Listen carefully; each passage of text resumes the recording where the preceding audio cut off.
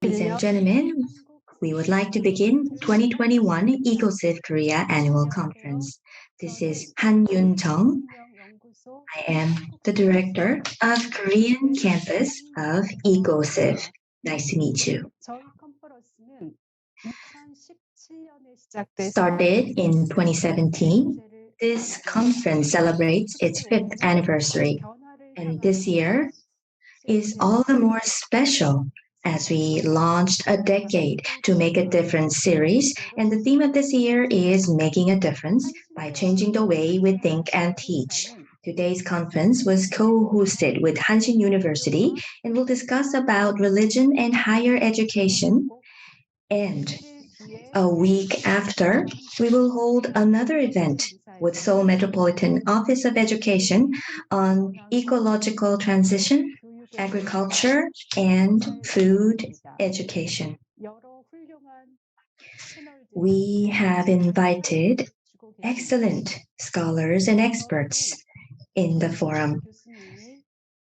And we started Korea's Ecociv conferences strongly influenced by Professor John B. Cobb and his philosophical and religious research and practice in 50 years based on the Center for Process Studies and also Institute for Ecological Civilization, founded in 2015 by Professor Philip Clayton and Professor Andrew Schwartz.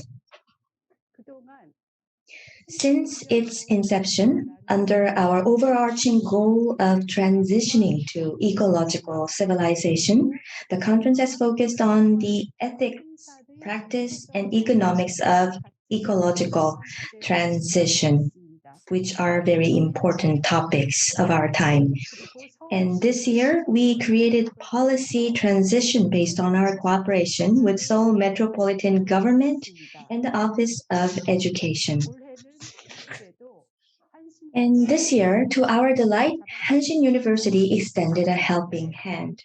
Recently, we decided to establish the Korean campus of Ecociv in Hanshin University. My special thanks go to President Kang Sung-young.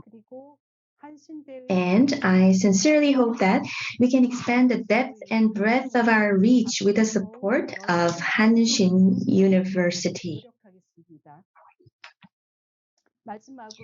Last but not least, let me thank our keynote speaker, Professor John B. Cobb. Professor Cobb recently wrote a letter to Presidents of the United States and People's Republic of China to call for transition to ecological civilization. And I hope that Professor Cobb can participate in as many of our series in our series as much as possible. This concludes my opening remarks, and next President Kang Sung-young of Hanshin University will deliver his welcoming remarks. President Kang is a professor of theology at Hanshin University, served as a visiting professor of Claremont School of Theology, Union School of Theology.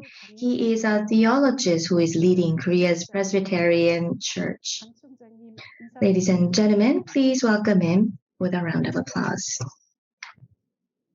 Ladies and gentlemen, this is President Kang Sung-young of Hanshin University. I am very happy to hold Ecociv conference in Korea. Well, first of all, let me thank Professor John Cobb and Professor Philip Clayton for your wonderful role. And I would like to thank Professor Jung Kwon-hwa of Korea. 81 years ago, Hanshin University was established. And since then, we have been discussing about important issues like religion, peace, and democracy. And we also played a very important role in reforming of Korean churches.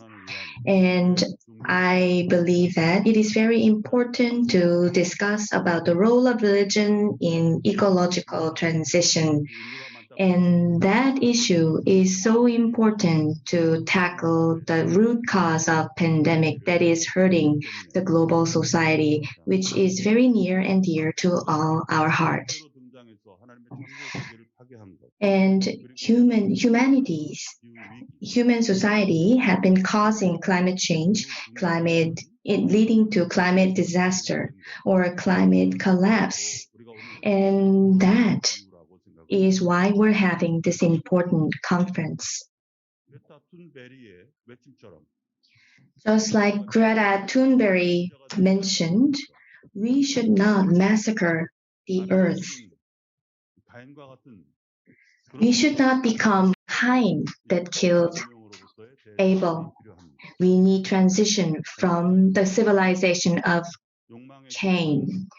Rather than focusing on greed, we need to move on to symbiosis and peace, and thereby achieving a harmony of green and red in order to create a shalom culture.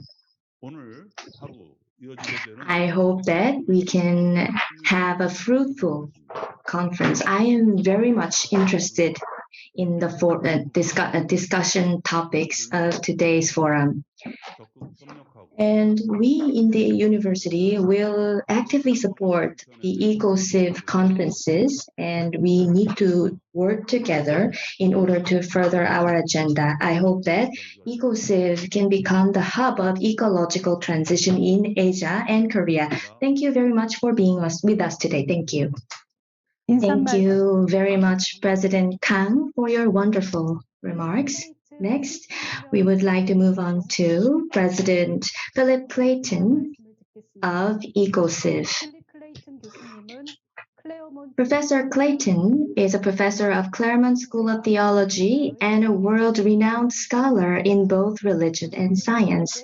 He is now attending COP26 to represent the EcoCiv, and he is now in Glasgow, so he couldn't join us in person. So he sent a video message for us. So ladies and gentlemen, please enjoy the video. President of Hanshin University, Reverend Dr. Sun Young Kang, former Minister of Justice, Ms. Kum-Shil Kang, Superintendent of Seoul Metropolitan Office of Education, Mr. Hee Young Cho, keynote speaker, Dr. John B. Cobb, President of Claremont School of Theology, Reverend Dr. Jeffrey Kwan, honored guests, ladies and gentlemen.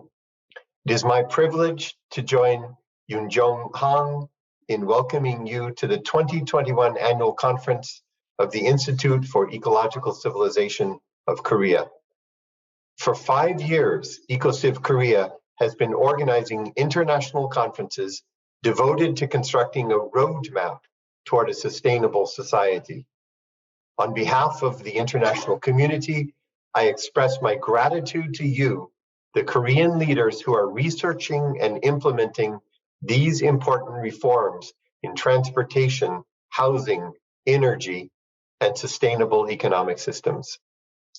The Institute for Ecological Civilization is a global organization that promotes long-term solutions for the well-being of people and the planet.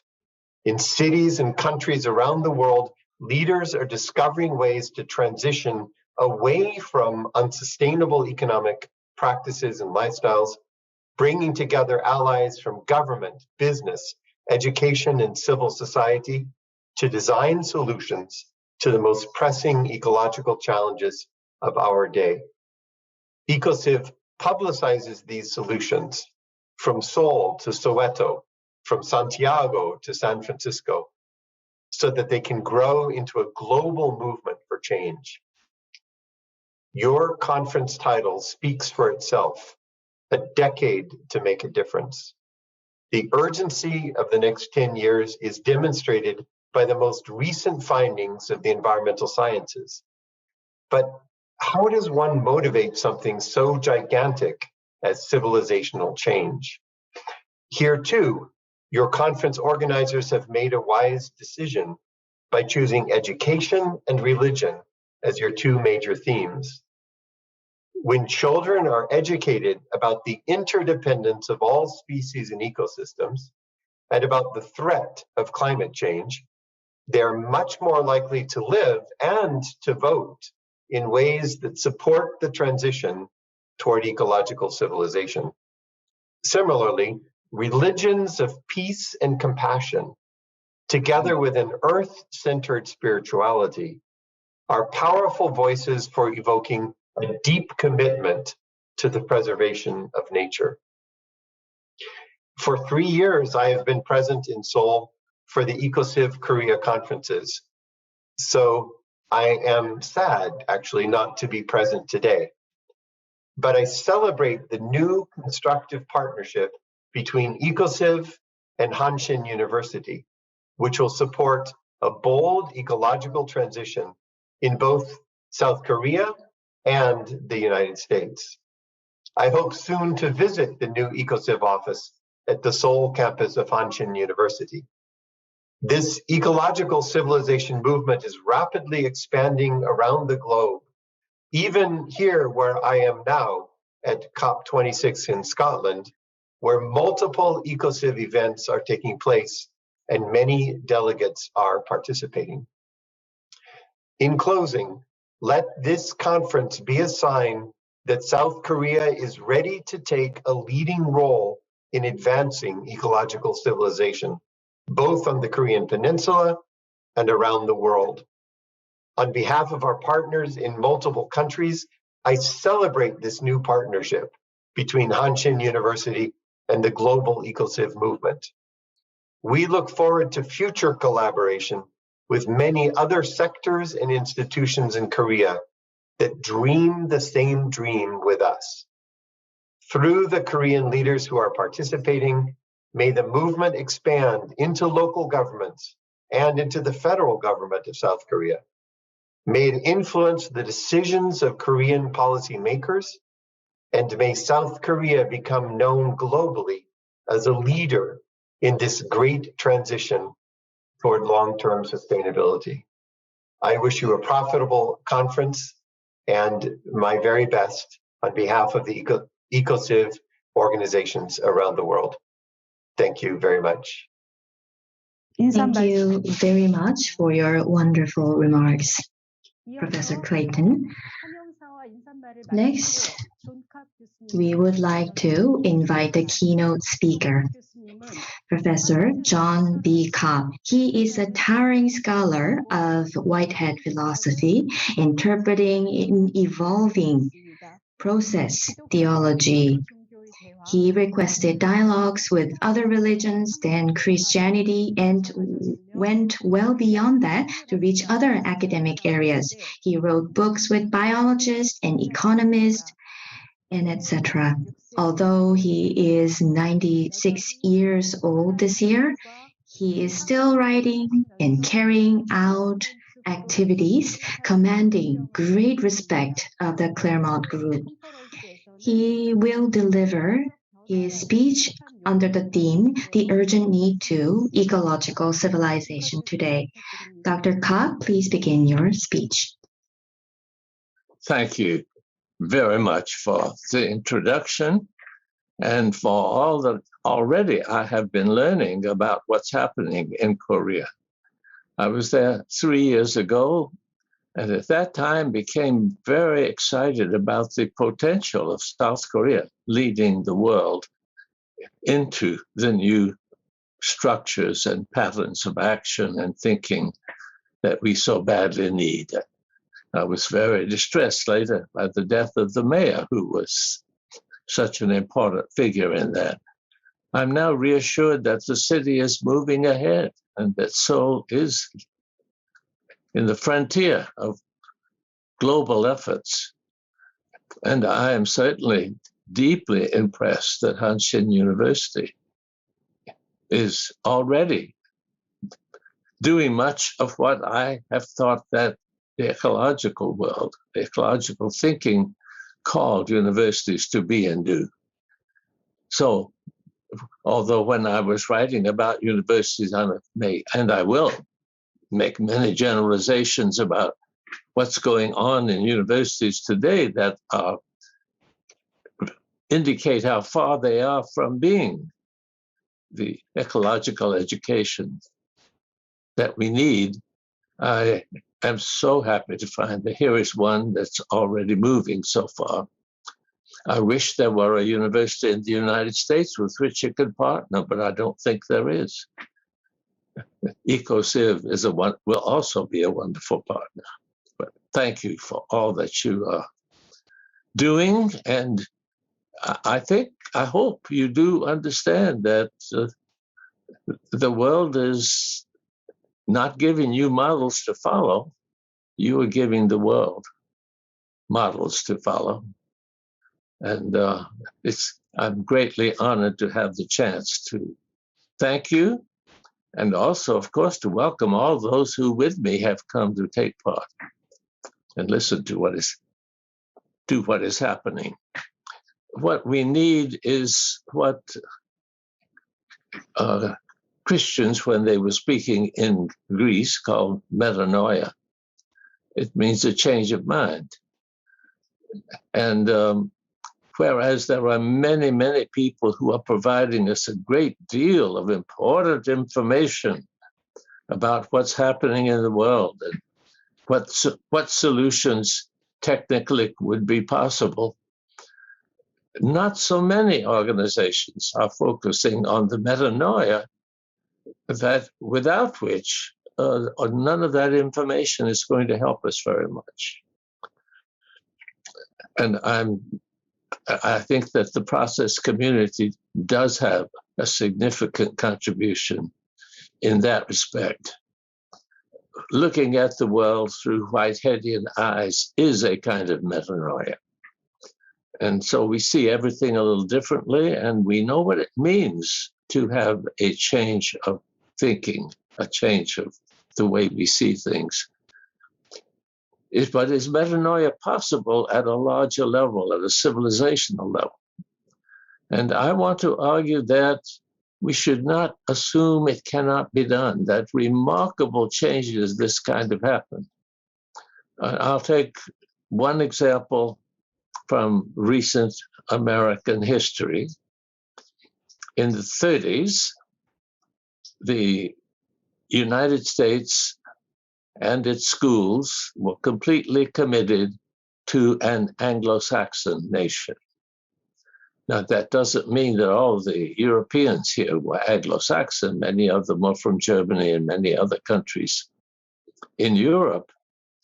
But they understood, even if they came from Germany or from France or from Italy or from Spain or wherever in Europe, that to become American was to become Anglo-Saxon. Obviously, English was the language of the country, and the schools, the task of education in this country was very largely to take people from various backgrounds and turn them into good Americans, which meant good Anglo-Saxons. And the schools pledging allegiance to the flag of the United States was a very important part of what happened at school every day that school was open. So I think we can say the United States was an Anglo-Saxon country, defined itself that way, and its education was designed to achieve that. And there are now people who are supporting Mr. Trump very strongly, passionately, because they still want that Anglo-Saxon United States that they grew up with, and they celebrated all the heroes of that particular culture and tradition within the United States. Nevertheless, the United States has gone through a metanoia. That is, even though the folks who want the United States to go back to being an Anglo-Saxon country have great passion and intensity, and they're doing all kinds of things. And they may be very successful politically. They don't represent the majority any longer. That may be why they use so many unattractive tactics, such as declaring that our elections are invalid. I mean, it's a really astonishing length to which people would go. They cannot have a democracy. We cannot have a democracy if we cannot trust democratic processes. Of course, we can criticize them. In any case, the metanoia is to a different view of what it means to be an American. We still stick with the English language, but today we think of ourselves as a polycultural, polyethnic, multi-country, and almost all the universities of this country want to have a faculty that is not only European, so that whereas in the 30s, a Black person might get a job in a Black college, but the idea of a Black person teaching in the mainstream universities, well, I won't say there was none, but it was extremely limited. Today, a college faculty that doesn't include Blacks is very embarrassed about that. Now, I'm trying to say that is a different pair of glasses with which to look at the world. A change of basic, deep-seated feeling and thinking has gone on. And so I call that, I would say the United States as a whole has had a metanoia. Now, that doesn't mean that we still don't have enormous problems to deal with. I'm not suggesting we have solved anything, but we look at it differently. Our problems are defined by a different way of understanding what it means to be an American, and that's an important metanoia. Now, I see Western history in terms of a succession of civilizations, so that the call for a different civilization is not the call for something that has never happened. It's the call for another instance of a kind of change that has happened. For 1,000 years, that remarkably stable civilization thought of Europe as Christendom. Okay, so Christianism, now, don't misunderstand me. Christianism might not be, by my understanding of Jesus, a very Christian view. Sometimes some features of it were, but some features of it were, in my view, highly idolatrous. I'm not trying to say everything was wonderful from a Christian point of view, but there was no question but that the church was the most dominant institution in vast areas of Europe. And there's no question but that when people asked who they were, first of all, they were Christians. Now, they might be a Christian from some part of Switzerland or from Italy or somewhere else, but that was not their first self-understanding. There was a great change took place, a metanoia occurred. The Protestant spiritual or religious Reformation perhaps had more influence in the shaping of nationalism as the new ism, the new metanoia. So Christianism in Europe gave way to nationalism. And nationalism, I would call the dominant religion. That I use religion in a little different way, but whatever most fundamentally shapes our way of looking at things, what we're ready to die for. Millions of people died for their nations in the past few centuries. And people in Germany, they may have considered themselves to be Christian. I'm not, maybe they were just as good Christian as they were before. I'm not trying to ask that kind of normative question. But being German was what they were most conscious of. And the idea that Germany was a nation was a brand new idea. It didn't exist in that form prior to the 16th century. So the transformation from Christianism to nationalism took place, I won't say abruptly, but in a relatively short period of time.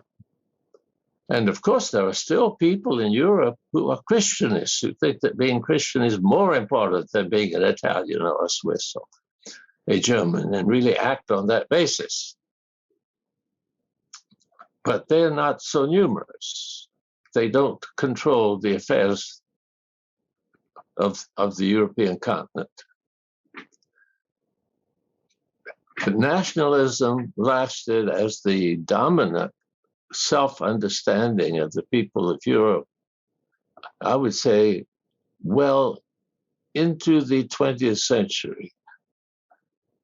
But the two world wars that were the expression of that nationalism finally persuaded the Europeans they didn't want not to be primarily nationalist any longer. And so they created the European Economic Community. They may have dropped the word for economic, but that's what it was understood. They would all be better off economically if they stopped fighting each other and made the economic well-being of Europe their primary consideration. So that is a part of, just one example of the shift from nationalism to economism. It is in other parts of the world besides Europe not nearly as a dramatic a change, but in the United States, decisions about most questions are made according to whether it is economically beneficial, rather than will it make the United States more powerful or something of that kind. And that means also decisions in high levels of government. The corporations are more powerful. The corporations and the banks, of course, including banks, because the financial corporations are such an important part of this, are more powerful than simply political organizations. They use political organizations. The government of the United States generally does what Wall Street wants it to do. And that's true of both parties. I'm not saying that these banks and these corporations were not powerful before, but they're now organized on an international basis. And if we look, but a good example, and this brings us to the topic that finally I'll get to, of education and especially higher education. A good example is our understanding of why one goes to college. When I was growing up, if anyone said, "Oh, I'm going to college so I can get a better job," people would have looked at that young person somewhat askance. Colleges were not thought of as ways of getting more money or better job. They were looked at as ways of improving one's human status. Now, I've already indicated that the human status in the United States was also an American status. And so the nationalism was very clear. But the idea that you would go to college to benefit your nation or just to benefit yourself and other people in a humanistic way was dominant. Don't misunderstand me. There were a lot of people who were in fact motivated by economic reasons. They knew you had a much better chance of being a middle-class citizen if you went to college than if you quit after high school. So that was always there, but it was not approved. It was the glasses people wore said that's not what education is about. But today, colleges almost always appeal to young people to come because they will help them get have a better economic life. It's very explicit. Well, that's a shift from nationalism to economism. And the victory of economism in education is overwhelming. It still shocks me. Universities teach. I would say the theology of the modern university is taught in the Department of Economics. And the Department of Economics teaches that everyone wants to improve his or her condition, and that the improvement is measured by how much money they earn. Overwhelmingly, this has become, I would say, the religion of the United States. And I don't think it's only the United States. I think there's a lot of it I mentioned Europe also. Now, to say we need to go through another change is not quite as impossible sounding, if you know that we have recently gone through some very fundamental changes. Now, if you ask how the change from thinking of the United States as an Anglo-Saxon nation, where Blacks and indigenous people and Orientals and even Jews were sort of on the outside looking in, rather than being good Americans, to one in which we want very much in all of our institutions to have many cultures and many races represented. Now, I think we can say very clearly it was the work of one man. I mean, of course, he had lots of help, and it depended on the situation that other people had created. But Martin Luther King transformed the self-understanding of the United States. And I wish I could point to someone who was playing a comparable role now to try to transform us in terms of our understanding of our economistic self-understanding into one that was genuinely concerned about the well-being of life on the planet. I'm calling the new understanding that many of us have already entered into. It is beginning to change the situation, but it is still marginal. Earthism, because it's keeping an inhabitable Earth for our grandchildren. That greatly, for many of us, is much more important than the exact role that our nation will play in that inhabitable world. But the activities of the United States are still governed by this nationalistic economism. It is exceedingly dangerous. China, it has been called by the government of the United States in recent years #1 enemy.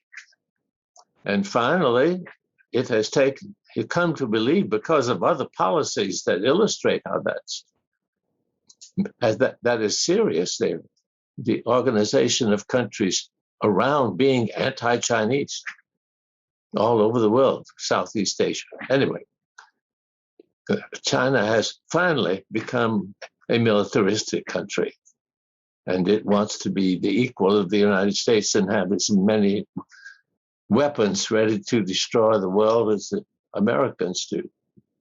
Competition in the ability to destroy the world is not what Earthism calls for. But even so, I think that the leaders of both countries have some sense of the importance of Earthism. So we're at a time when change is occurring. Can it change in time to prevent us? from destroying ourselves. Yes, it can. And South Korea is probably in the lead in showing us that it can. So I'm deeply grateful to you.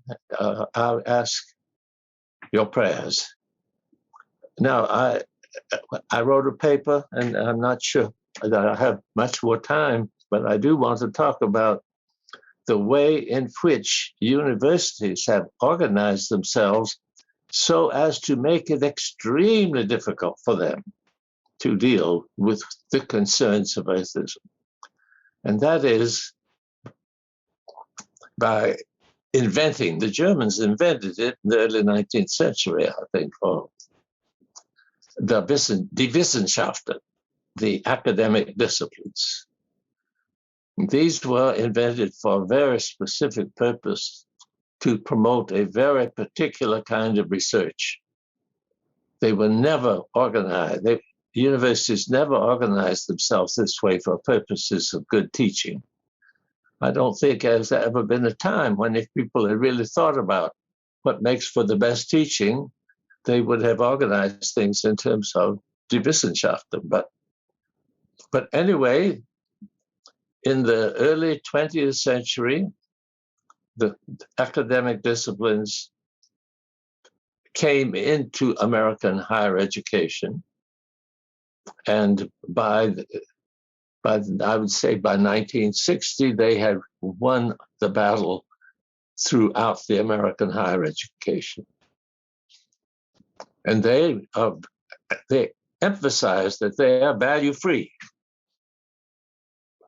We don't need value to teach our children to be free of values at this stage.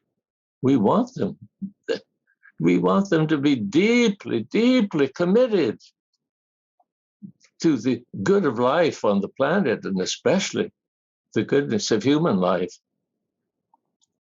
We need to teach them to think deeply about what's happening, and they're being taught not to do so. They're being taught they can only do serious thinking if they do it in very narrow channels.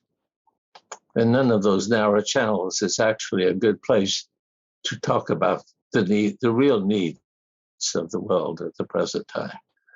I can talk all too long about what I deeply resent about the organization of higher education around academic disciplines. It's not only value-free, it is also purpose-free. They celebrate the development in the 16th century when the scientists decided they would, and correctly decided, that they would do better science if they would set aside the Aristotelian final causes and seek only the efficient causes. But to this day, even after they are including human beings in nature, nothing is to be explained in the academic discipline by reason of intentions or purposes. We all know intentions and purposes have enormous importance, and we deeply need to emphasize having the right purpose. But the way universities have organized themselves, that's excluded. It's horrible. And to teach our children that they are machines, that everything about what they do can be explained without any reference to their internal life, it's vicious. But what? So I think that if we are Earthists, we will do what we can to change the nature of higher education. And in what I wrote, I said, it's the best thing to do is just abolish it.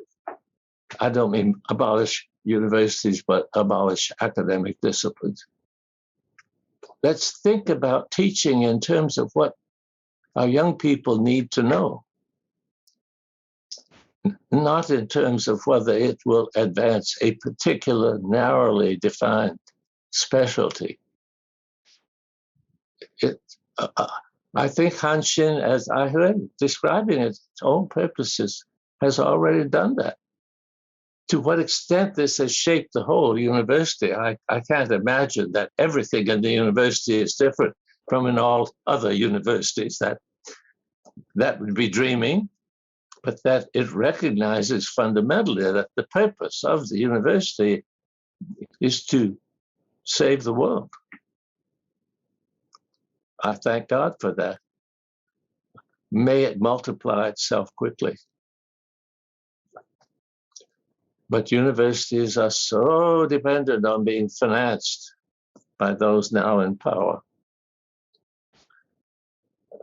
that it's very, very difficult to imagine getting rid of the strongly economistic structure which teaches young people that the only sensible desire or purpose they can have is to make money or have a good time. Hedonism and nihilism are the results of the academic disciplines and of the economism, of course, that is expressed thereby. Thank you. I'm sure I've talked too long, but I appreciate your listening. Thank you. Professor Cobb, for your wonderful presentation. Mr. Cobb has been criticizing the dark side of Christianity, and he has been working so hard to make a difference. He has been talking about the transition of civilization, and the higher education is just focused on economism, and they are now trapped in discipline. And in the 1990s, and he mentioned the need for transition from economism to eco-civilization, and he has been talking about the need to transition higher education in that direction. Thank you so much for your wonderful presentation. And let me move on to the first session under the theme, what can religions do to make a difference? Now, Dr. Andrew Schwartz will take charge. Hello, thank you all for being here. My name is Andrew Schwartz. I am the moderator for this panel discussion on what religions can do to make a difference. I'm executive director of the Center for Process Studies, vice president of the Institute for Ecological Civilization, and assistant professor at Claremont School of Theology at Willamette University. So when we talk about the difference, what difference religions can make, we're talking about a difference that involves building toward a more sustainable and equitable world, in what we've heard John Cobb describe now as an ecological civilization. So I think a question I've been asking myself, how do we do this? How do we bring about civilizational change for the long-term well-being of people and the planet? And of course, this is no simple task. It involves a number of strategies that require shifting paradigms and changing our systems and structures of how humans are organized, changing our economic systems and structures, the way we do agriculture, the way we can design our communities. But it also involves changing the way that we think. It involves changing our values and changing our worldviews, changing the story that we tell about life on Earth.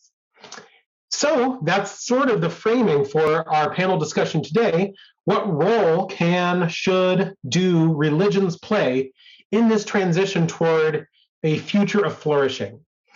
So to explore that topic, we have three fantastic panelists from around the world.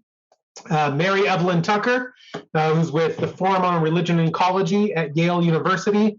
I would say one of the founders of the field of religion and ecology. So maybe she's not a fan of getting rid of the disciplines since she helped to form one, but that would be a discussion for another time. We also have Audrey Kitagawa, who is president and founder of the International Academy for Multicultural Cooperation, president of Light of Awareness International Spiritual Family, and I think former chair of the board for the Parliament of the World's Religions, among many other accolades. So it's wonderful to have you joining us as well. Last but not least is Sul Che, who's senior pastor at Gyeongdong Presbyterian Church in Korea, a very famous and well-known church, and we are honored to have you on our panel today. Okay, so our format, this is supposed to be a dialogue, right? It's fun, it's interactive. All of you who are watching us, who are not on the panel, you're still part of the process. So send your questions, send your thoughts, your own reflections in Korean or in English, whatever you prefer. And you can put those into the chat window in Zoom. And our panelists will also try to do what we can to engage those questions and thoughts as we sort of think together through what religions can do to make a difference. To get us started, I kind of want to just ask maybe almost a historical question about how religions have contributed to both the environmental crisis as such, but also contributing to the abatement of it, contributing to solutions toward the flourishing of people on the planet. Audrey, would you like to start with that? Thank you so much, Andrew, and it's wonderful to see familiar faces and friends and colleagues. And I wish to express my deepest appreciation to you and all of our panelists, and of course, all of the participants who find the importance of being able to shift thinking. And this is very important because we have solidified many of our ideologies, and we have seen the outcomes of this commitment to, at least within the last 70 years, of the buildup of our economic infrastructures. And we have also been able to see the fallout that it has placed upon our environmental degradation, as well as our values and principles for living, which John Cobb had previously expressed, and this is very important. Now, over 84% of the world is comprised of adherents to some communities of faith and spiritual traditions. So we have here a vast resource to be able to harness and to bring along, helping us to change our enculturated thinking. And of course, the value of religion has been that it does hold a moral compass, and it is a repository of sacred values and texts and traditions that talk about the importance of life, the essence of life. And with respect to what religions have done in contemporary times in light of the serious environmental degradation and really the existential threat that we are all faced with, is the fact that what is so exciting is that religious communities have begun to participate, especially within the environmental sector.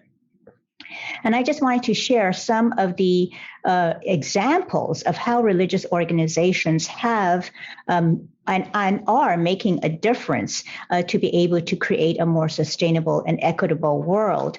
And for example, we have religious declarations. And these religious declarations have been very influential and demonstrate a commitment of religions to the environmental cause. And here are some of just the very significant ones that I will mention.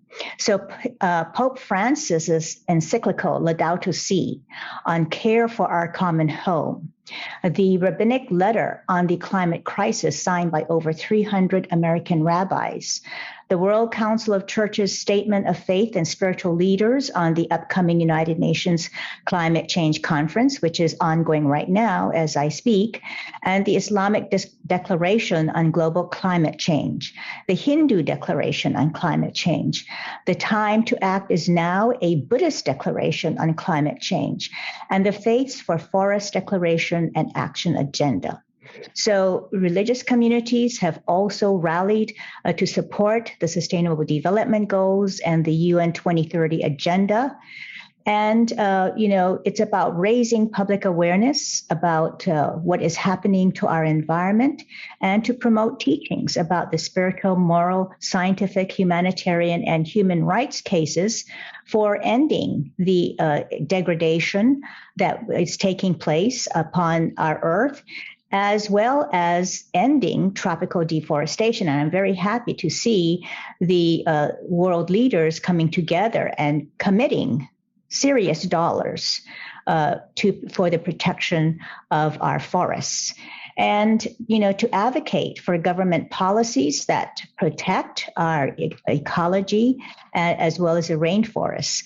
And, we are seeing changes. Like, for example, another specific example is the indigenous people and their spiritual belief that in New Zealand, there is the Wanganui River, and the Wanganui tribes in New Zealand that really believe that the waterway is sacred.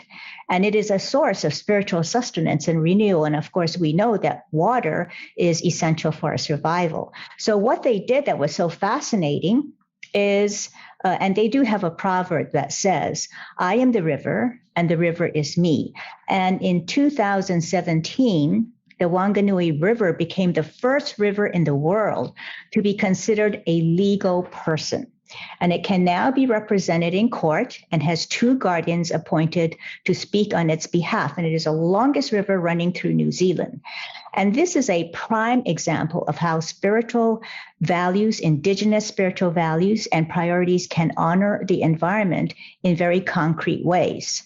And, there are so many examples, exciting examples of how individual religious communities are taking action. But I cannot,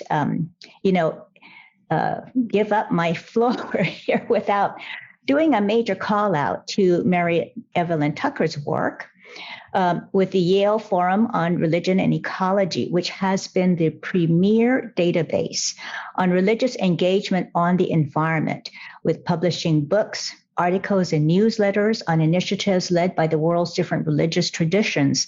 And it is an international multi-religious project that promotes the moral force of religious environmentalism. And I think within that, the moral force of religious environmentalism contains the essence of how religions can come together. Even though they may have different historic contexts, how they can come together and are coming together in contemporary times to mobilize around our environment to create that tipping point for transformation. So there are so many other examples, but I can spend well in excess of an hour talking about it. But this is an exciting topic and conversation. So thank you, Andrew. Thank you. I would sign up to listen to you talk for an hour about this. So we'll have to schedule that sometime. I think what's amazing, Audrey, of what you just said is that what religions are doing to make a difference isn't what some people might think is just through their sort of their beliefs or their theologies. But you're talking about this force of people who identify as religious, who are shaping policies and laws. They're advocating for changes in government, in intergovernmental conversations. And I think that's fascinating. And I know Mary Evelyn has some thoughts on this too, about the power of religious communities and what power they have for making a difference in the world. Would you like to speak to that or anything else? Oh, I muted you. Sorry, yeah. Thank you, Andrew, so much. And thank you, Audrey, dear friend and wonderful speaker on this topic. And I love dialoguing with you, being on the panel with you, and look forward to Pastor's comments as well. And I just have to say, it's always an honor and a joy to be in John Cobb's presence, virtually or otherwise, because he is truly the grandfather of all of this movement. And we're much indebted to him. And I was so happy to hear your earlier comments and hope for more dialogue on that, John.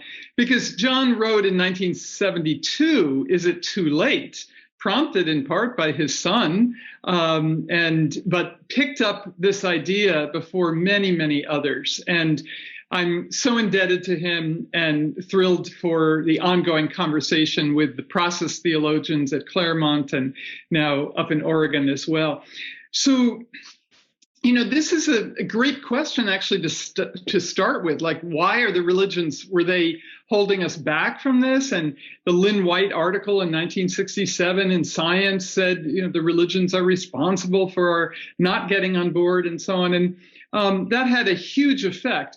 I think there's some truth there for sure, because the religions have tended to have a sense of the revelation is in scripture or tradition and not in creation itself. And I think this has been part of the problem, and that ethics are for humans, not for the whole living earth community. On the rights of nature that Audrey picked up on is a very, very important movement which extends this sense of rights and responsibilities to the whole living earth community.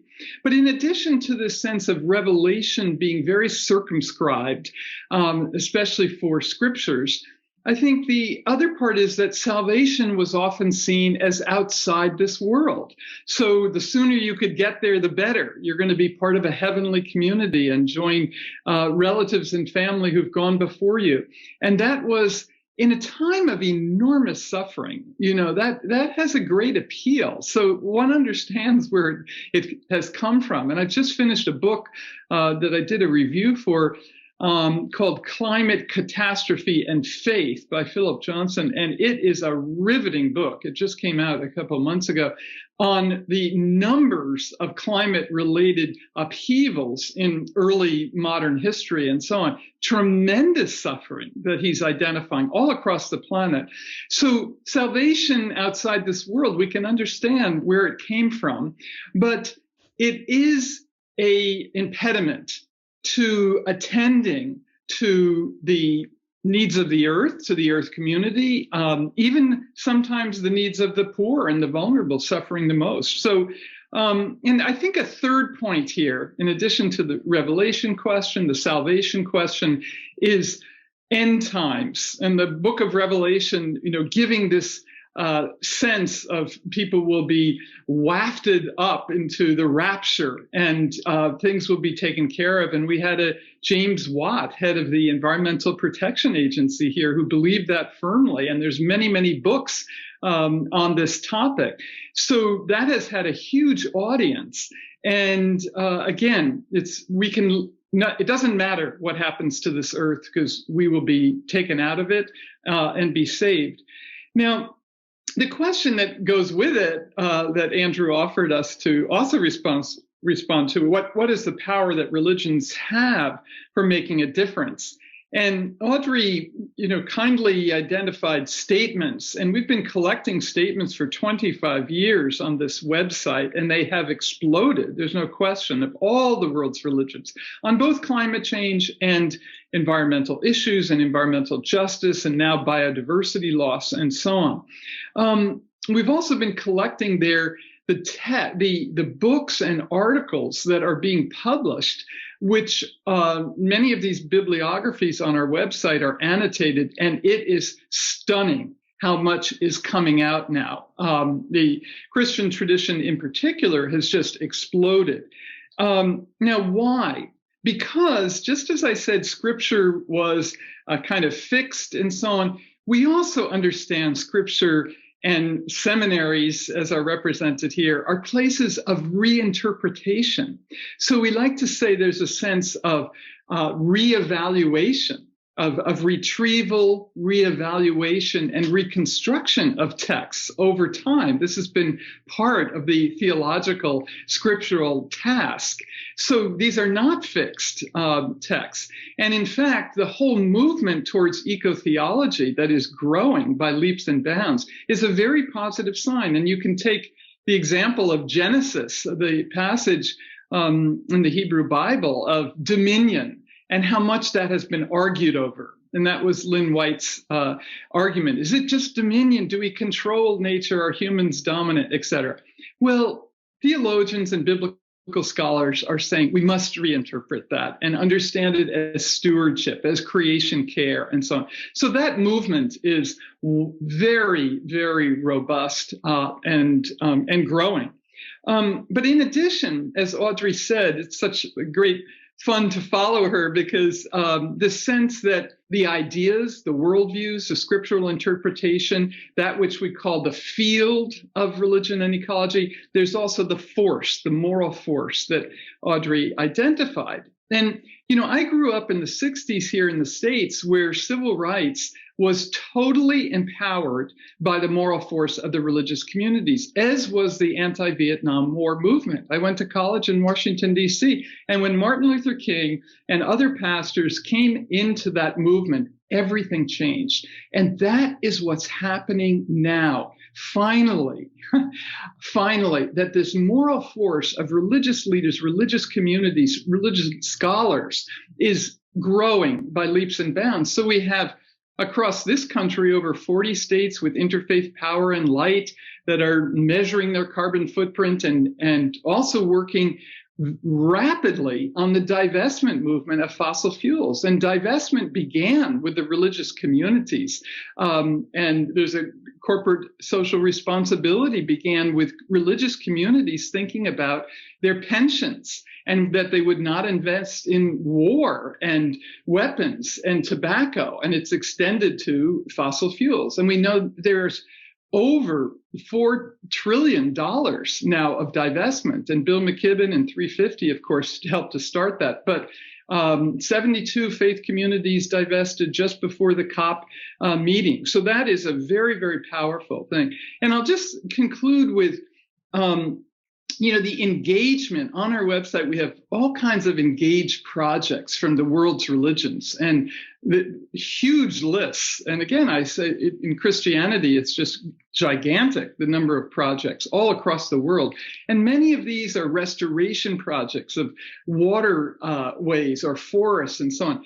But the point is here, it's ideas and action, it's theory and practice. And this engagement of people to make a difference is, I think, part of the tipping point in a direction that we can all rejoice in, support, and encourage, especially with young people and especially with Indigenous peoples who are leading this. And I'll take time to say something more about that in the next round.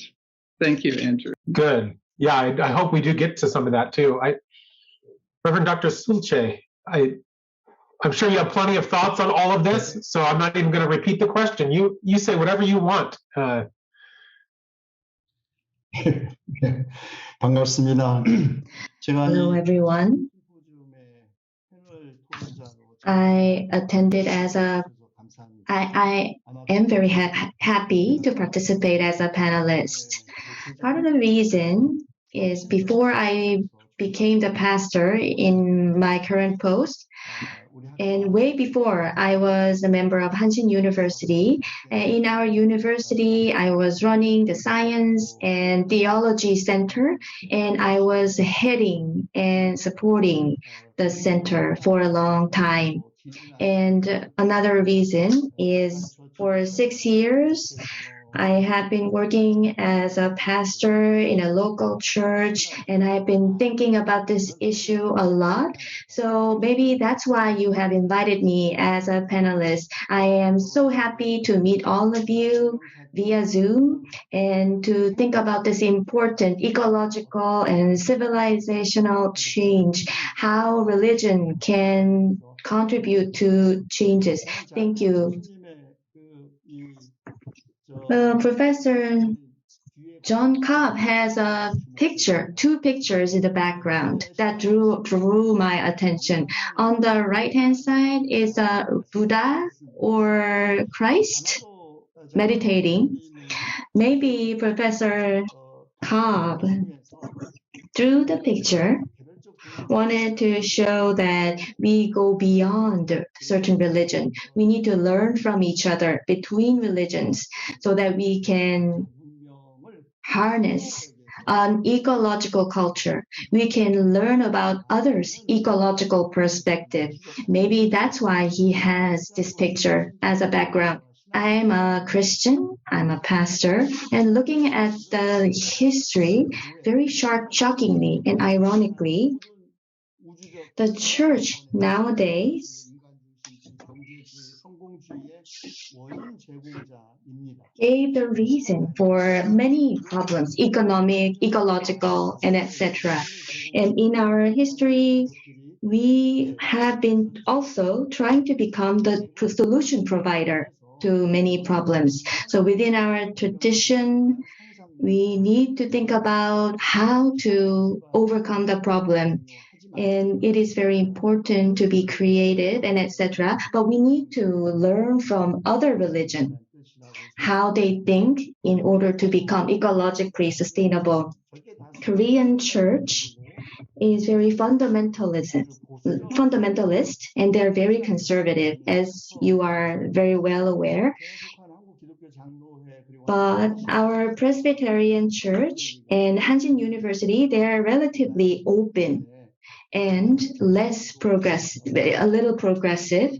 And our organization have declared a declaration for carbon neutrality. So we are considered relatively not conservative. And there is another picture with a little boy and a monk.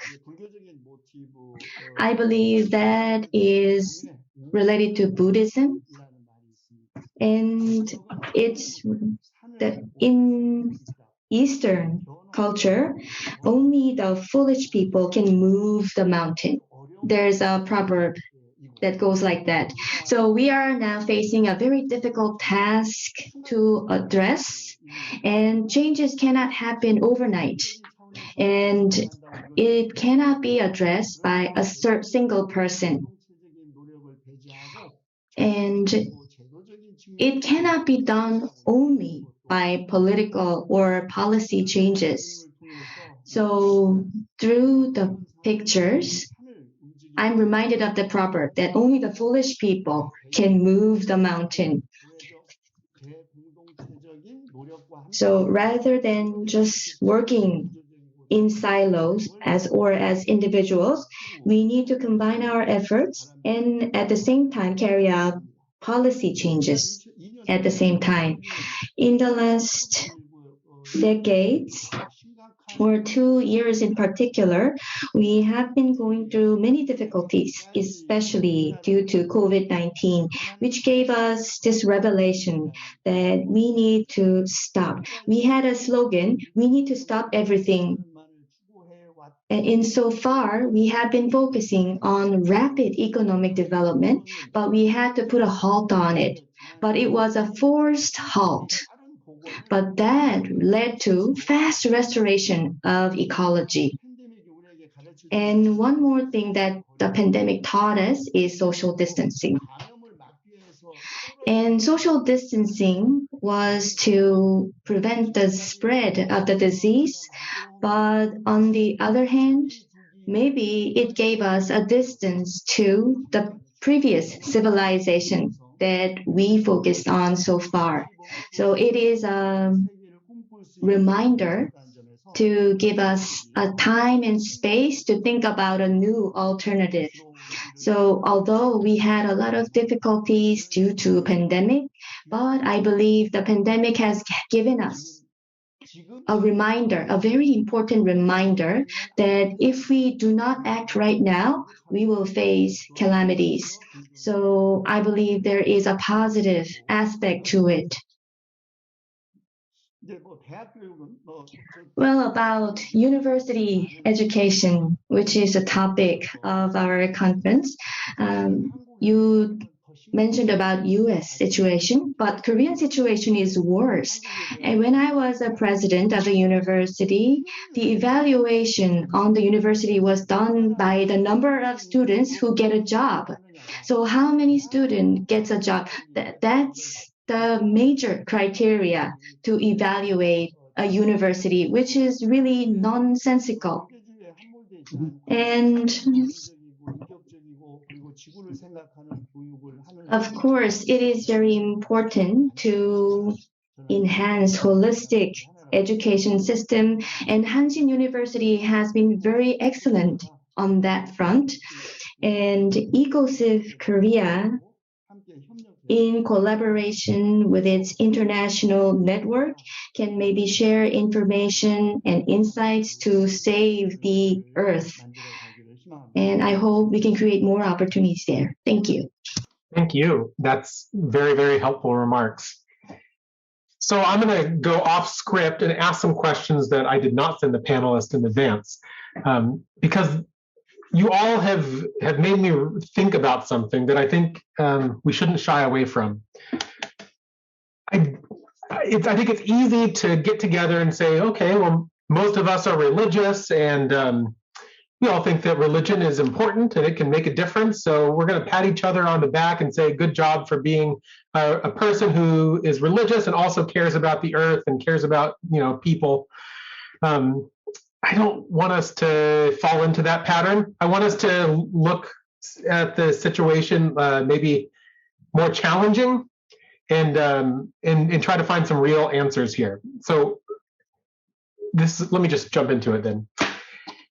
I've heard the reference to lots of different statements and commitments about care for the earth. Audrey gave a wonderful overview of different religious traditions that have said, we're going to publish this letter and says, we care about the earth, we care about caring for the earth, and we are demanding action on part of our governments and our leaders and such. And then we get the great example of even Pope Francis, his Laudato Si encyclical. So my question is this: has the well-being of the earth or the well-being of poor people improved since the encyclical letter of Pope Francis, or any of these calls to action and commitments that are on the Yale Forum website? What I'm really getting at here is, are such statements enough? And if they're not, what more is needed? Who wants to tackle that? I ask genuinely because I really don't know and I want to know. So yeah, Mary Evelyn. Well, it's such a great question, and I'm glad you did go off script. I have all my notes here, but it's always great to go off script. And it's true, and everybody says, well, there's statements, but where's the action? But I think what Audrey and I were trying to say is you have to have a worldview shift. And the fact that the religions were not attending to this for so long, and I can give you, like John Cobb knows, the frustration, and Laurel Kearns is on, of greening the seminaries. And I take my hat off to Laurel and others who've been trying to do this for such a long time. It's been an uphill journey, to put it mildly. But we needed those statements. They're not enough. They're necessary, but not sufficient. And we need these actions, which are emerging. And they're emerging clearly, as the chat is saying, with spiritual but not religious people, too. And that's why the power of these young people who feel the moral force, who feel the spiritual dimensions of religion, of nature and earth in such powerful ways. Now, I'll say so we need both. We absolutely need both. Because we're going to have burnout. We already have a lot of burnout, and eco anxiety and climate anxiety and so on. And that's my biggest worry, especially for young people. The students that we see, some of the best and the brightest at Yale, are brilliant and committed to doing these changes, but they can lose heart, and they are. But I just want to make one comment about Laudato Si, because to me, that is the singular document that is so effective, because it brings together cry of the earth, cry of the poor. It brings together eco-justice. And this also has immense traction in the next generation. That's what I'm looking for, next generation. And so with many others, and Laurel's help at the end, but we've launched this eco-justice hub within the Yale Forum site, again, documenting cases all over the world and bibliographies and so on. But Laudato Si is what sparked that, because our School of the Environment, the oldest in the world, 120 years old, did not get the human dimension of the environment. And they certainly didn't get, and still don't really get, the spiritual dimension of it. But nor did Yale Divinity School really get the environment. They got the human part. Now it's incontrovertible. So that's a watershed. It's only 6 years old. But let me end by saying Bill McKibben, a hero to many of us here, said when he came to Yale shortly after it was published, he said, Mary Evelyn, Laudato Si is the most important document of the 21st century. Now, that is our leading climate activists who saw that document and that statement beautifully stated. And I might say that Amitav Ghosh, one of the great writers in India, also came to Yale, and is in the end of his book, he cites Laudato Si as absolutely critical. So people around the world have picked this up. The American bishops haven't, but that doesn't matter. It's being picked up. It brings eco-justice into the center of the conversation, and climate activists also see it as important for their work. Beautiful. I love to be wrong. It is making a difference. These things do matter. And in fact, they're inspiring people around the world from all different religions, all different traditions, and those of no faith or multi-faiths. And I think that is an important thing. I don't know if anybody else wants to address it. I feel like Mary Evelyn handled it. We need both. Sure, simple, done. Okay. Audrey, you can jump in though if you want. It's the activism, really, that we have been able to see that has really created a difference on the ground. And so, religious traditions and communities do support social justice. And some very important, concepts were talked about previously in this conversation. But many religious organizations prioritize helping the needy and addressing social injustice. So social injustice, are connected to Earth's degradation, and religions should and do widen their focus to understand the importance of protecting the environment for the environment's sake and for the people, particularly vulnerable people. So climate change disproportionately affects those who are poor and powerless. There's no question about that. And they also affect those who are religious. But a recent study by the Journal of Religion and Demography found that nations whose inhabitants are less religious tend to use more resources and produce more emissions. Yet they're also better prepared to deal with resulting environmental challenges because they are wealthier. On the other hand, nations whose populations are more religious tend to use fewer resources, yet at the same time, they have less capacity to meet environmental challenges and are subject to more adverse outcomes, in part due to their high levels of poverty and, the continuing population growth, which will have impact, on the ecology as well, the environment. So by addressing environmental injustices, religions will be supporting people in their community just in a different way than has been done in the past. And I think we are seeing this happen. And with respect to the traditional core values, we can see some very, very important values that have been really highlighted. We talked about the civil rights movement, but, the Martin Luther King embraced the teachings of Mahatma Gandhi. And for Mahatma Gandhi, ahimsa was an extremely important concept.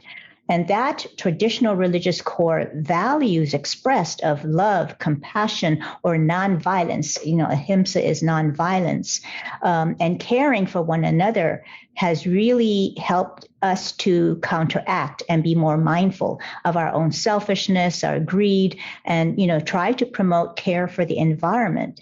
So, it also is very important that in the civil rights movement, it was an important concept for Martin Luther King. It undergirded his work in promoting social and racial justice.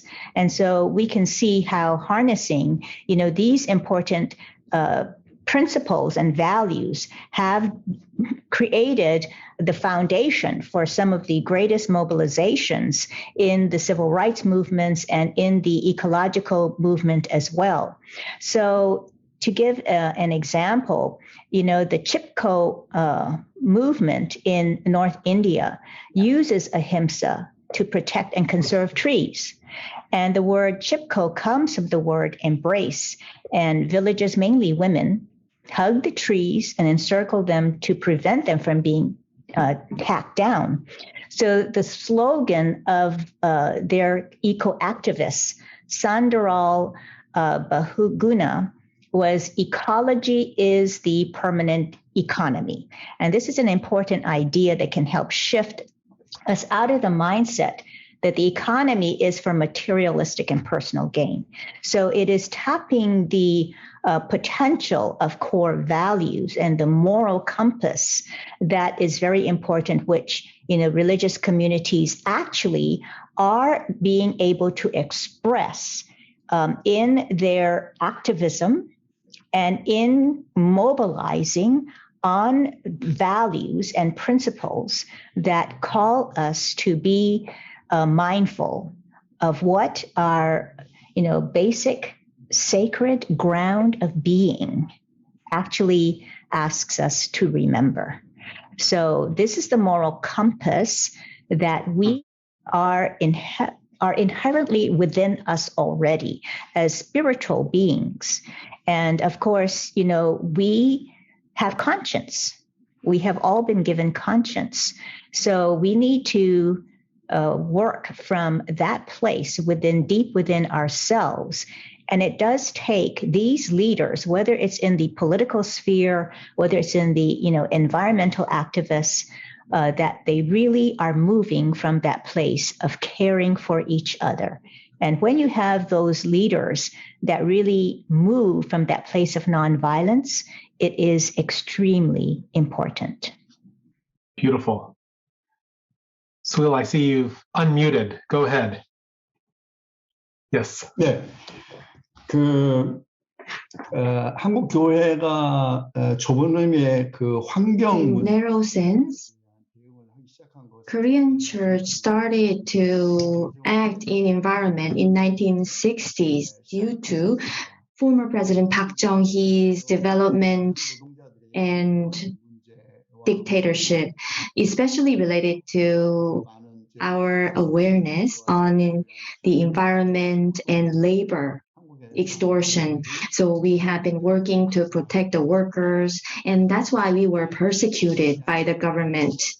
And in Buddhism too, actually we have collaboration, and we are working with other religions, working with environmental organizations. So what I would like to propose is that between the participants today, Mr. Kim Hee-yeon from Hyangmin Church, and maybe because we are a little bit progressive, so if there are participants who have good experiences or examples, maybe we can hear from them, Andrew.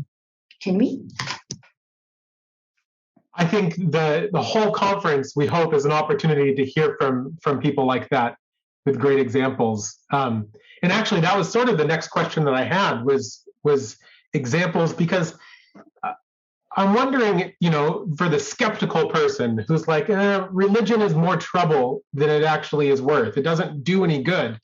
Do we need religion to build an ecological civilization?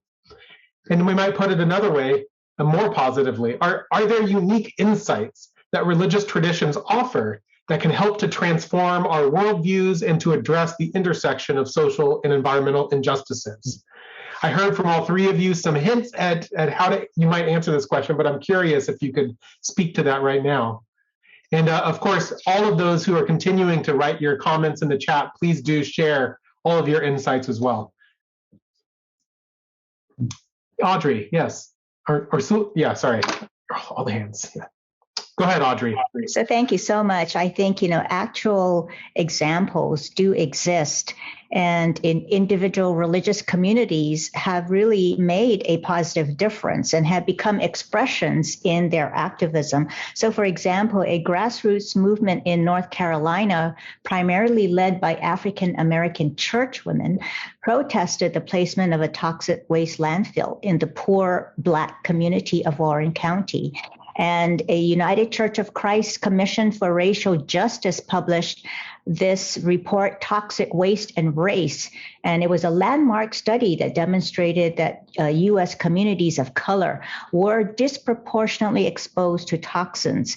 And 3 out of 5 Black and Hispanic Americans and half of Asian Pacific Islanders and Native Americans live in communities with uncontrolled toxic waste sites.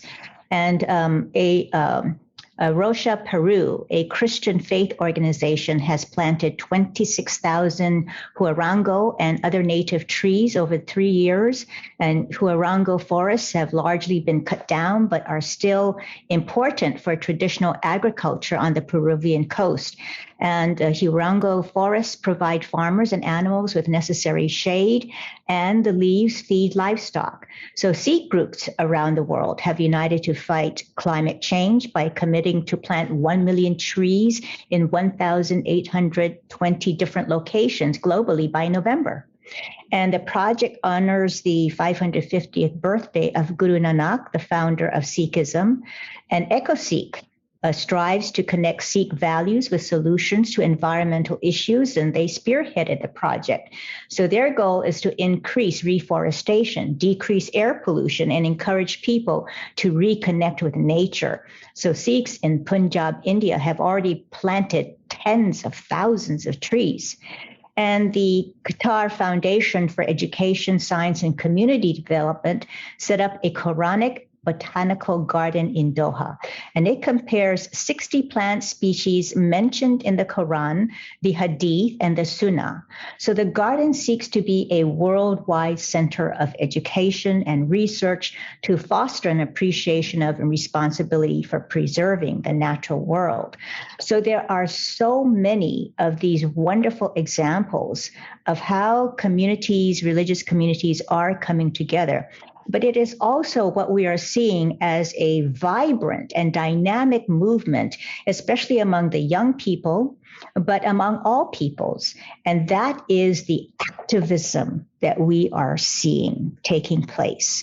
So and COP26 is going on now, and you can see there's so much participation by the young people, and they are raising their voices. So religious communities and people everywhere moving from their moral compass, their moral foundation, find that the voice of advocacy is very important. But also what religious communities can provide is the voice of inspiration. Now, Pastor had mentioned this saying that only foolish people can move mountains. But, there's also a saying in the book of Matthew in the New Testament where Jesus said, "Truly, I tell you, if you have faith as small as a mustard seed, you can say to this mountain, move from here to there, and it will move, and nothing will be impossible for you." And so therefore, if we have that faith, there is a call to faith and the importance of faith, that if you have that faith, you can truly move mountains. And if that faith is as small as a mustard seed, it is that seed that can sprout and grow incredible mountains that you can move through the power of your faith. Audrey, you talked about the inspiring role of religions, and I just want to say I'm inspired every time you speak, and actually all of our panelists right now are inspiring me, because you're giving examples of what religions are already doing to make the world a better place for generations to come. And I love what I understood Reverend Sulche getting at was an invitation to other progressive religious leaders in Korea to cooperate and to collaborate, to work together in the Korean context. And he specifically named Reverend Hee-Yoon Kim, who I've spotlighted here. I don't know if you want to say a little bit about, Reverend Kim, what your work includes, and we'd be happy to hear from you. 고맙습니다. 제가 여기서 말할 자격이 Yes, very pleased to meet you. I don't know if I'm entitled to address everyone. I want to make 2 points in front of Honorable Dr. John Cobb. So there was one case of solidarity in Korea. Next March, we're going to have presidential election. The 17th president, President Lee Myung-bak, was a development fanatic. So he moved the Korean society. He linked two major rivers to create waterway connecting two major cities, Seoul and Busan. During the time, four different religions across the society mobilized together and stand against this development project. Like Dr. Che mentioned, that showed a strong commitment that sprouted from 1970s, the commitment to the environment. It led to very active engagement by the four major religions. And it became a springboard for further development of activism from different religions. Second point is the current development or trends different churches have here. So four major river development project was conducted despite our opposition, but we created a center for activities at the church level. So this is Ecological Community Activity Center. It was created in 2008. So the campaign-related activities have been done for more than 30 years by mainly female churchgoers, but we wanted to bring more system and structure to this. And the topic of ecological transition or ecological civilization loomed even large. And the climate threat has become severe. And this year, at the church level, we made a declaration that at the church level, we will respond to this. And different churches are engaged in very active activities. Very, very good. Thank you. Yeah, Reverend Suche. 네. Yeah. 제가 체르노빌이 터졌을 때 제가 When 독일에 Chernobyl incident happened, I was in Germany. And after Chernobyl incident, there is an instructor who carried out environmental activism. He said, well, he's been lecturing about climate crisis and etc. And all the lectures didn't change anything, but Chernobyl happened and everything changed. That was what he said. He said, we cannot wish Chernobyl incident to happen every year. And he said, he hopes that all the people realizes that they cannot live on money. But it is very difficult. And now we need to find a hope in religion. And as Miss Audrey Kitagawa mentioned, we can move the mountain if we have a small hope. I completely agree with you. And in the Hebrew scripture, in the Article 11, as to what religion is, and religion is the conviction of what we want and the evidence of what we don't do. And what we want is not a reality, but we need to be confident about it. We need to act as if we have seen what is currently not seen. That is something that we need to do. Whether it is individual or group, we cannot do anything without faith. But what is faith? Faith is about thinking something that is not happened yet as things that already happened. So we need to, of course, we don't know what a real transition means, but we need to be living as if that time has already come. So that's something that we need to do. And a lot of people surround me are practicing minimal life. There are many minimalists in the faithful of my church. So, of course, we have inconvenient truth, but being a minimalist is not always comfortable or convenient, but they want to pursue happiness in their minimalist life. So that is a source of our hope, I believe. Yes, absolutely. So I know we're coming close on time. There are more questions that have been raised in the chat by our audience than we could ever possibly hope to answer. And we've got more questions that the panelists have raised that we can't get to. So I'm going to try to frame a question that could capture a lot of this. So basically, when it comes down to it, we want to make a difference. And that's what this conference is about. We only have a decade to make that difference. And I think one of the ways of making a difference is identifying the barriers, the obstacles that are in the way of trying to achieve our goal, which is the creation of an ecological civilization. And then we want to find solutions for those barriers. How do we overcome those obstacles and find our way toward that dream, that goal, that future that we're striving toward? So basically, my question is, could you say in 30 seconds or less, what are the major barriers preventing the creation of an ecological civilization? And what gives you hope that religions could help overcome these obstacles?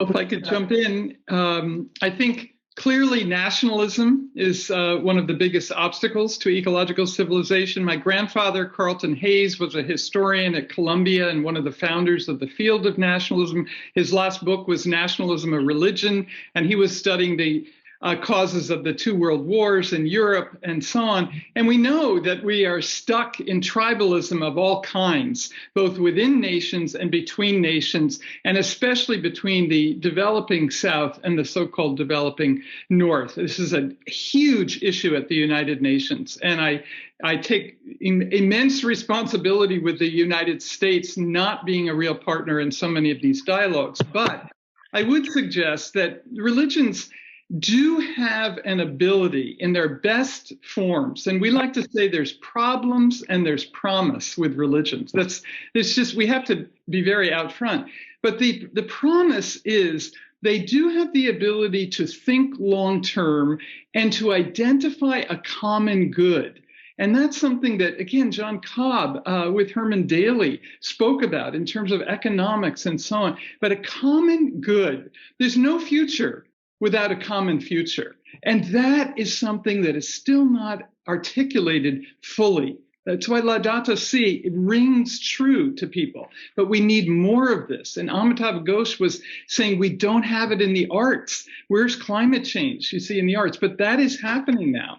But I will just say quickly so others can jump in as well. You know, I take immense hope in the youth movements. Extinction Rebellion in the UK got the parliament in the UK to say we're in a climate emergency. That was huge. And then also Sunrise Movement here in the US. They're on strike, a hunger strike right now in front of the White House about climate change. These youth are not going to be stopped. And we see it not just at Yale, but across the country. And it's very, very encouraging. The other is, of course, Indigenous people leading the way. Standing Rock, the largest movement gathering of Native Americans and Indigenous people in the world at the time. That's to say in Bolivia, the Pachamama Declaration was 30,000 people. But in North America, this was huge, and it continues today with an amazing protests and so on. But I want to say, finally, one thing we haven't put into the equation, and by the way, the indigenous knowledge along with scientific knowledge is what's so critical. And that's what Robin Kimmemer's book, Braiding Sweetgrass, is saying. But I want to put into a hopeful sense, and that is the sentience, the communicative dimensions of all of nature, be it plants, trees, animals, birds, fish, etc. The living, communicative interrelationality, interbeing of every dimension of life, not just humans. That is something that is immensely hopeful and something we can draw in a robust way to say, this is a communion of subjects, as Thomas Berry said, not a collection of objects. So thank you. Just wanted to put that. Absolutely. Audrey, yeah. Thank you so much, Andrew. And to answer this question that you posed succinctly, I would like to make reference to David Korten and his tremendous work and his seminal book, When Corporations Rule the World. That's in its reprinting. It's after the 20 years that it's been since it's been published. But and this is what he said about the major barriers, and I'd like to quote him. And he said, "Our very recent advances in communication technology now gives us unprecedented ability to think and act as a global species. And despite all the diversions, we see daily evidence of humanity's rapid awakening to the imperative for deep and rapid change. And the challenges are daunting, but the primary barriers are mental, and the error of our prioritization of money over life is obvious once pointed out. There is thus potential for rapid recognition that we must embrace life rather than money as our dominant value, which is a widely recognized religious principle, and it also aligns with the traditional insights of indigenous peoples and current findings at the leading edge of science. More difficult will be the institutional transformation that must follow from this fundamental shift. It has three elements. One, distribute power among living communities of place rather than concentrated in profit-maximizing transnational corporations. Two, make cooperation rather than competition our dominant mode of relating to one another and Earth. And three, accept the human responsibilities that come with the human rights to which we presume we are entitled. So we need to forge sustainable Earth-human relations to reduce the gaps in society of wealth and power. And societal and environmental injustices are also linked to market fundamentalism. So religions need to address this important issue. And high consumption by privileged and wealthy societies and people really is a large factor in climate change, and it pretty much greatly harms the people of Africa, Asia, and the Pacific Islands. So consumers are blinded to the impact of their habits and actions, and consumerism and materialism are promoted as keys to good living. But we are actually we're acting in a morally oblivious way. And to counteract that, we really must find a moral vision. So what gives me hope? I do believe in the limitless capacity of people, and that the essence of who we are as spiritual beings is really that we're made of this love. And as we individually and collectively find our true nature, the outer world will reflect our inner change. And this is not to say that we should wait for inner transformation to make outer changes, but we should be simultaneously working on our inner development as we work on our sustainable goals. And in doing so, we will bring about more creativity, passion, direction, and insights into our own behaviors. So, I have the privilege of working with outstanding individuals who exude self-awareness, joy, compassion, creativity, and insight. And I have witnessed how these individuals have affected so many other people and organizations. And these inspiring individuals are examples of humanity at its best and remind me of what each of us is capable of. And I also find inspiration in our youth and all the talent and vibrancy that they bring. And there are young stars, and it is our job to help pave the way for them to emerge shining brightly. And seeing the cooperation among faith-based organizations coming together to create and really create mobilization for positive impact and transformation in the climate, the sustainable development goals, the interfaith and interreligious dialogues, the peace initiatives is all very encouraging. And it really has been my privilege to be with you today and to hear the beautiful voices and expressions today.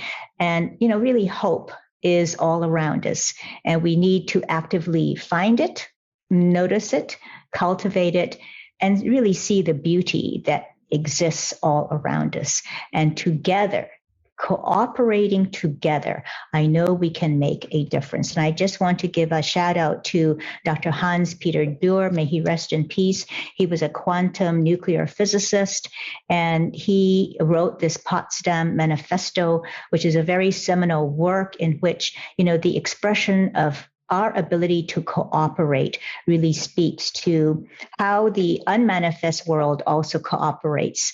And this cooperation is necessary for our survivability, our flexibility, and our resilience. And with all of the challenges that are coming down the road and we are already finding ourselves in, may we join hands together and learn the importance of cooperation. So thank you so much. Beautiful. Thank you. Swil, your final thoughts for us. 네, So to create ecological civilization, what are the key obstacles? So Mary talked about nationalism and conflict between different corporation and economist interest. Those are very important obstacles. But I want to cite another example of key obstacles. It's Sachspan in German. To translate, it is realistic enforcement or defeatism. So we cannot help but kind of mentality. So what is the option between nuclear power plant or fossil fuel plant? So it is defeatism and frustration that we go through. In this very complex reality, that kind of hopelessness or defeatism is a key obstacle. So what is important for us is to accumulate small success cases. So in this realistic defeatism or forced nihilism, we have to spread the idea of hope by communicating and sharing small success cases that can stir hope in many people. Fabulous. This has been a wonderful start to our conference. Thank you, all of our panelists, and thank you for all of you in the audience with your great comments and questions as well. I think we'll just take a time to we can clap, but we won't be able to hear each other because we're all muted, but that's okay. It's the spirit that counts. And now it's time for a 10-minute break, and then we'll reconvene for our next session. Thank you very much.